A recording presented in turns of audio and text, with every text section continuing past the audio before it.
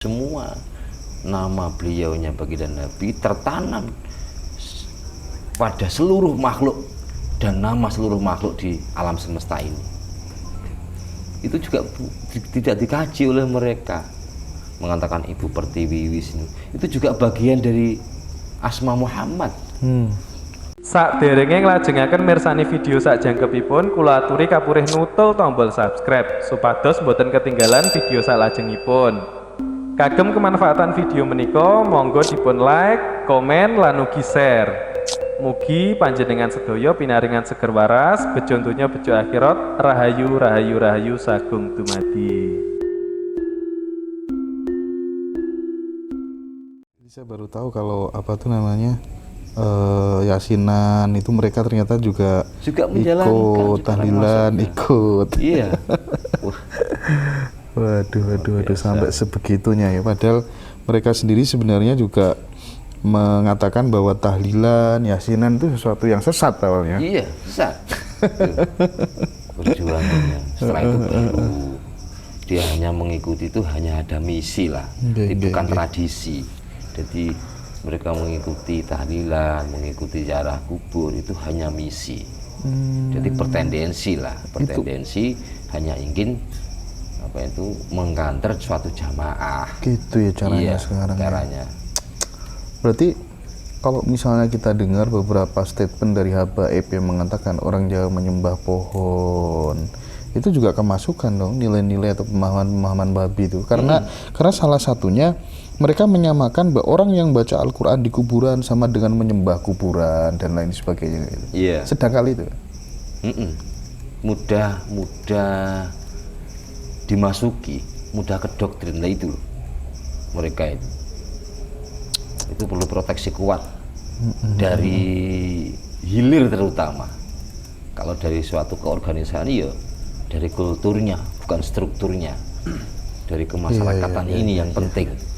Yang terpenting lagi dari kiai-kiai musola, kiai-kiai masjid itu yang terpenting menyuarakan itu. Nah, kita harus ada pembekalan. Dalam tubuh NU itu ada Aswaja Center yang memang tujuannya untuk memberikan hujah perlawanan terhadap paham-paham radikalis. Kalau Syekh Idhram membuat buku Ulama Sejagat Menggugat Salafi Wahabi. Iya. Oke. Kalau jangan membuat channel ya. Sungkem haram loh bos. Sungkem haram. Sangu lah sungkem haram. Bumi Pertiwi nggak boleh gue sebut Bumi Pertiwi, berarti mengatakan ada Tuhan selain Allah. Nama Sri nggak boleh, Wisnu nggak boleh. Gimana coba? Bahasa lama juga nggak boleh. Itu ismu nama-nama yang bahwasanya ada sholawat namanya sholawat aras dari beliau Kanjeng baginda Nabi. Allahumma sholli ala ismi Sayyidina Muhammadin fil asma. Semua nama beliaunya baginda Nabi tertanam pada seluruh makhluk dan nama seluruh makhluk di alam semesta ini.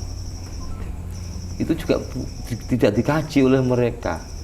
Mengatakan Ibu Pertiwi Wisnu itu juga bagian dari asma Muhammad. Laulaka ya Muhammad ma khalaqtul aflaq kok, kata Tuhan kepada baginda Nabi. Iya. Saya tidak menjadikan alam semesta bersama bukan karena Muhammad, alam seisinya jika bukan karena engkau Muhammad. Gitu. Itu semua tertanam. Nah itu kan hakikat. Iya. Atau lebih pada hikmah. Nah, wong senengane wong Wahabi iki padha karo mangan gedang gak dionceki kulite ya. Langsung dilek. Langsung dilek ngono lho. Mangan jeruk sak kulite. Mangan duren pripun? Ya, kudune kon mangan duren Wahabi cocok nih. Mangan duren sak kulite. Mangan duren sak kulite. Terus. Iya masuk akal itu. Analogi yang tepat. Tidak seperti Gus Yakut yang memberikan analogi menurut saya kurang tepat terkait dengan toa atau pengeras suara. Kalau dalam ilmu grammar bahasa itu baca alu balaghotal kalam tiba kuhulil muqtadul makom. Sesuatu omongan itu ada tempatnya lah. Kalau menyikapi hal itu kok Tapi gini Gus, secara esensi loh ya, secara esensi sebenarnya kalau saya tangkap ini bukan, ini kalau diterima sumbu pendek ya beda lagi perspektifnya. Cuman kalau saya, maksudnya beliau itu bagus, maksudnya loh bagus. Apa tuh namanya, demi toleransi lah bahasanya. Cuman itu barangkali pekerjaan komunitas lah cukup, kelurahan, perkampungan, atau lewat Nahdliyin sendiri bagaimana ngaturnya supaya nggak begitu, nggak perlu sampai kemudian bikin surat edaran dan kemudian blunder kan. Artinya analoginya itu ini ada yang bilang miskin literasi dan lain sebagainya. Gimana kalau jenengan melihat hal itu ya? Ini saya pribadi nih Mas. Iya. Saya pribadi itu hanya sebatas teknis saja. Sejak dulu itu sebelum Gus Yakut menjabat Kemenak sudah ada aturan tentang apa itu suara toa kok, suara mimbar itu 100 desibel. ada aturan itu, cuman ya secara teknis saja. Nah ini sebenarnya bukan Kemenak yang memberikan instruksi itu. Siapa, Gus? Diserahkan kepada daerah-daerah. Nah, mungkin Kabupaten Kediri. Oke. Atau setiap kabupaten lain-lain wacananya. Disesuaikan sama masyarakatnya. Iya, kalau di perkotaan, di perdesaan, kalau yang mengeluarkan aturan itu Kemenak, secara otomatis itu keseluruhan tuh. Bener. Keseluruhan tidak Kan gini, kan satu desa terkadang Muslim semuanya pun kan nggak ada problem. Nggak ada masalah. Wong kadang yang Muslim pun bermasalah kok. Ya, itu ada cerita loh itu. Ada cerita itu waktu bulan Ramadan. Iya. Tadarusan hingga larut malam. Bener kalau itu. Sampai jam 12. Itu memang kurang baik lah. Kurang baik menurut saya. Secara toleransi ya. Kurang baik. Akhirnya timbul kekerasan, digemplang. Genteng musola niku. Wah. Padahal Muslim juga. Ya, Muslim. Digemplang akhirnya bermasalah. Ya itu. Ketika kita niat yang baik, kita upayakan pergerakan yang baik pula. Kita punya batasan tentang toleransi. Gitu. Kita belum bisa tidak gebiah uyah lah. Seperti itu. Angger Muslimnya bisa menerima. Belum tentu, karena itu kesadaran. Benar. Lah kesadaran itu dibangun karena peradaban dan kesepakatan bersama. Contoh dalam lingkungan sini, contoh ada masjid harus hingga jam seberapa ditentukan oleh pejabat pemerintahan setempat beserta para kiainya. Menurut saya lebih suka itu Imam Ghazali, itu tepat sekali. Gini, kerusakan umat itu disebabkan oleh kerusakan pejabat, dan kerusakan pejabat disebabkan oleh kerusakan daripada ulama. Ini itu sababnya seperti itu. Dan kerusakan ulama disebabkan karena mencintai kedudukan dan mencintai harta benda. Hubbul jah wa hubbul mah. Sekarang yang dianggap ulama sama pejabat kan ya itu salah penempatan. Sudah selingkuh ya. Perselingkuhan ulama dan itu pejabat. Lebih pada berhati-hati Mas itu ya. Lebih pada berhati-hati. Itu bukan untuk menyalahkan para ulama, tapi lebih pada kita memberikan wacana pada diri kita sendiri atau lebih pada introspeksi. Itu toleransi itu tidak sejengkal itu. Gitu. Iya. Jadi kalau berbicara tentang sampai gini Gus, sampai kemudian gara-gara surat edaran itu muncul tagar. Sekarang kan sedikit-sedikit perang tagar. Tangkap Yakut jadi trending sekarang. Tagar tangkap Yakut jadi trending. Sedikit-sedikit ya. Misalnya nggak sesuai dengan paham dia, sekarang bikin laporan polisi. Tadi yang melaporkan kalau nggak salah hari ini Roy Suryo lah. Mudah-mudahan Pak Sigit ya abaikan aja lah itu urusan RT itu masalah. Ya itu perlu penjabaran, perlu klarifikasi. Kalau dalam apa ahli sunnah ya lebih pada tabayun lah. Kita tabayunkan bagaimana aturan itu. Benar. Kalau memang itu toleransi ya benar toleransi. Kita bisa menerima dan sebenarnya cuman kesalahannya menurut saya itu hanya teknis saja. Teknis saja. Iya. Wong sebelum adanya saya ingat Gus Dur. Berkata sebelum adanya suatu aturan, kebinekaan ini sudah ada. Jadi kita tinggal merawat kebinekaan itu. Siapkan 2-3 pertanyaan. Jadi nggak perlu aturan-aturan yang sifatnya legalitas, Nggih. nggak perlu. Mungkin orang-orang Nahdliyin sudah memahami lah, jangan menjadikan polemik, malah justru menjadikan polemik.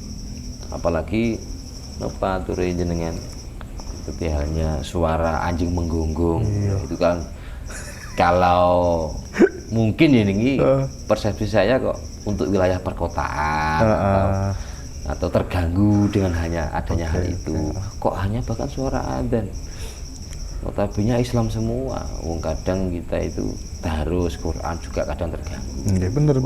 Kita yang muslim aja kadang begitu Gus. Kadang juga berganggu. Nah itu loh. Memang teknisnya saja. Nggak perlu dibawa ke ranah nasional itu. Iya. Cukup pemerintah daerah, bukan edaran. Masuk akal. Nggih. Terus ini Gus, nah ini mumpung saya ketemu nih ya. Bagaimana merasionalisasikan ketika Ismail mau disembelih terus kemudian berubah jadi kambing? Kok isok ngono itu piye kira-kira?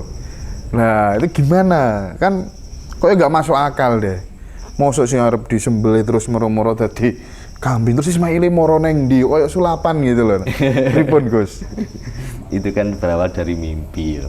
Jadi semua itu maksudnya dari alam arwah sebenarnya itu.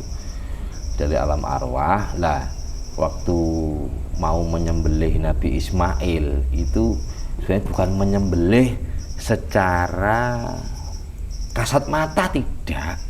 Nabi Ibrahim itu lebih pada perintah atau mengorbankan sesuatu yang dicintainya untuk menghormati bulan Dzulhijjah, seperti itu. Bukan kok sulapan, pangeran gawe sulapan Ismail rawa lan jahar itu ya, dohir dibelah terus disulap karep jadi kambing. Enggak seperti itu tuntunan, yaitu itu itibar. Jadi itu memang sudah rasio, tidak perlu rasionalisasi sebenarnya. Tapi kan ada tuh dialog antara Ibrahim dengan anaknya. Aku dapat perintah dari Allah begini, kamu bagaimana? Kan ada sampai sebegitu. Dialognya ada di dalam arwahnya ada. Dialognya memang ada. Itu sebenarnya bukan perintah secara lahiriah loh. Itu suatu tuntunan uswah, suatu pengorbanan. Bagaimana Ibrahim seandainya putramu yang kujadikan korban? Berhubung kecintaan Ibrahim terhadap Allah dan tidak mau melaknatinya, mengingkari atas perintah-perintahnya yang dilakukan oleh iblis, yaitu dia berusaha membunuh, bisa menyembelih Ismail itu. Tapi itu bukan Ismail sebenarnya itu. Itu bukan Ismail. Itu memang sudah domba secara jisimnya. Oke. Jadi tidak ada rasionalis tentang perubahan Nabi Ismail berubah menjadi domba. Ya gitu loh. Lah, kita itu juga domba. Iya. Kita perlu pengembala atau kita yang mengembala gitu loh. Domba-domba itu. Kenapa harus domba? Kenapa harus domba? Ada apa kira-kira kalau jenengan tebak? Kenapa kok harus domba ya? Emang kelakuannya domba ya kadang kurang ajar ya. Dulure dhewe digasak ya kan. Dijawab enggak? Kok ke anjing atau apa ngono ya Mas ya? Itu disimpulkan karena sesuatu yang halal ya. Iya. Yang halal kadang. Oke. Pengembala domba suka kayak apa? Kayak Isa Al-Masih itu. Oke lah, saya lanjutkan 2 pertanyaan. Setelah itu teman-teman dari Viper Kediri, supaya saya nggak mendominasi, sungkan sama senior saya ini yang di sebelah kanan saya ini. Orangnya santun. Ini malah menunggangi karena. Jadi gini, saya terus terang bersedih pasca kontestasi politik beberapa tahun yang lalu muncul cebong, muncul kadrun, ya kan? Ini, waduh, apa deh? Seolah-olah kalau misalnya kita memuji gitu ya, memuji Anies Baswedan itu kadrun berarti, ya kan? Kita kemudian memuji Jokowi, iki berarti. Nah ini keindonesiaan kita itu sedang dicoba ya ini Gus, kebinekaan kita itu loh. Iya. Nah politisi partai politik tidak menjadikan kemudian rakyat rukun, justru malah tidak hanya memperkeruh, membuat semacam kayak permusuhan, menghilangkan kerukunan, pecah belah gitu. Pengennya bangun negara tapi malah ngurusi duitnya negara, malah ngerampok duitnya negara lewat partai-partai politik model kayak gini. Gimana Gus? Apa nggak dibubaro kabeh wae partai-partai politik kayak gitu? Itu alat loh. Itu sebagai sarana, itu juga penting loh. Menurut saya partai politik itu juga penting. Karena politik pada dasarnya itu juga baik, oknumnya yang tidak baik, kan gitu loh. Politik itu baik karena dalam politik siasah ya. Kalau siasah watoniyah, siasah dalam bernegara itu, karena negara ini tidak bisa terbentuk tanpa adanya politik. Contoh, bid'ah pun juga salah satu politik. Itu bentuk dari politik. Jenengan mangan soto, gitu. Apa arep gawe tangan, apa arep gawe jari, kan nggak mungkin disiasati atau diberi politik. Politiknya nopo? Gawe sendok. Lah ini politik yang baik. Ini sama halnya bid'ah politik itu. Oknumnya saja yang kurang baik. Tapi memang pada dasarnya untuk mencapai suatu kemakmuran itu harus ada perpecahan yang maksimal dan optimal untuk suatu kebaikan. Kalau kita tidak bisa kembali, tidak bisa menyikapi suatu perbedaan, ini sama halnya kita tidak bisa menerima akan datangnya suatu kebaikan.